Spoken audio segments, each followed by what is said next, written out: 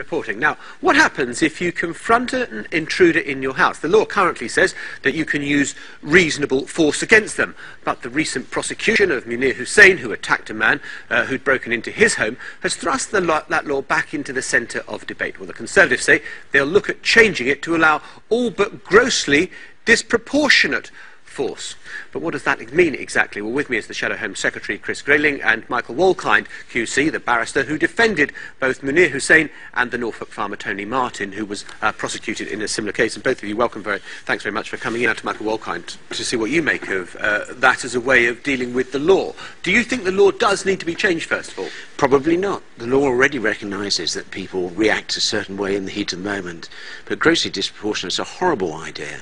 So imagine, and I'm not sure whether this would allow people to respond outside the home, or this is just for homeowners. If I'm outside the home and someone tries to abduct my child, why shouldn't I have the same rights to defend my child there as I would inside the home?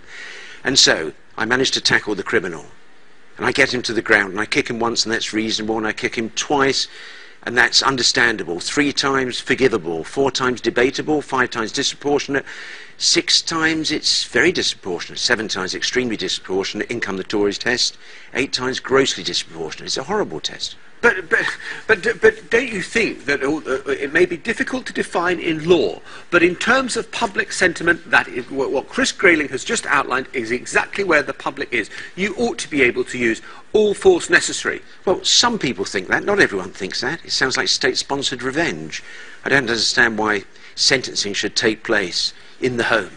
Why can't it go through the courts? Why can't the jury, as they always do, decide what's reasonable? Well, what about that's a separate point as well, is this a matter for the police to decide or for juries to decide? Well, juries decide at the moment whether the action of the householder or any victim is reasonable, and that's how it should be.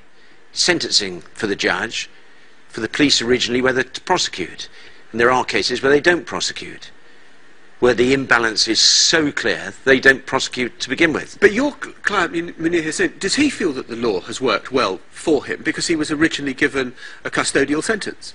He was, and that judge was sympathetic and went as far as any judge at first instance could do.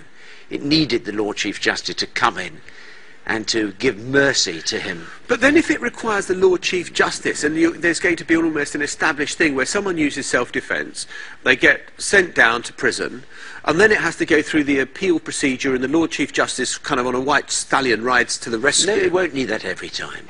Trial judges have now heard how the Lord Chief Justice approached this, and if there's another case where circumstances are so extreme, where someone has a character as impeccable as Munir Hussain and suffered as much as he did. It wasn't just a burglary, threats to kill, false imprisonment. OK, we must leave it there, Mr. Wolkind. Thank you.